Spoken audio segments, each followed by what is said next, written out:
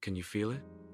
That quiet ache after scrolling, the kind that settles in your chest like fog. Meet Molly, 27 years old, a creative soul drowning in other people's lives. She paints, writes, dreams. But every time she posts, she checks likes too fast, compares her process to polished reels, watches others grow while she feels stuck, and slowly, something inside her breaks. Not dramatically, just quietly, until one night, she stares at her screen, another perfect life, another flawless post, and whispers, "Why am I never enough?" First week, she deletes her latest painting. It's not good like theirs. Second week, a friend says, "You used to love creating." She replies, "I don't anymore." Third week, she sees a post, "How I got 100K in 3 months." Feels like a failure. Fourth week, she sits in silence. No music, no phone, just tears. Because now she sees it. She hasn't lost her talent. She's lost herself. She makes a decision.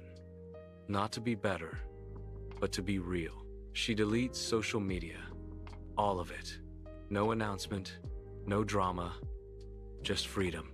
First days are hard, restless, lonely.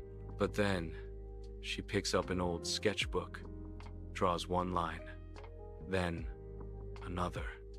Not for shares, not for praise. For her, small win.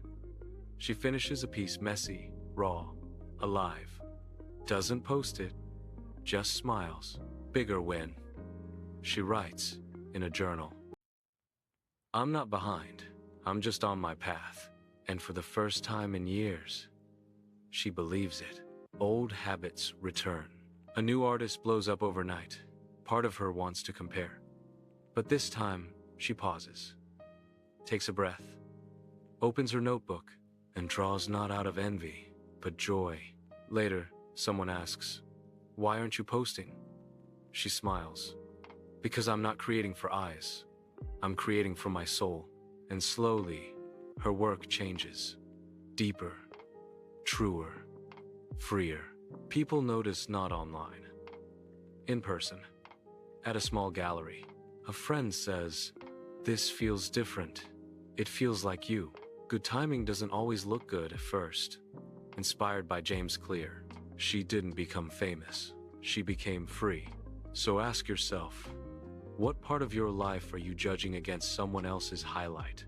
What would change if you stopped chasing their path and started walking your own? Because sometimes, the bravest thing you can do isn't to go viral, it's to come back to yourself.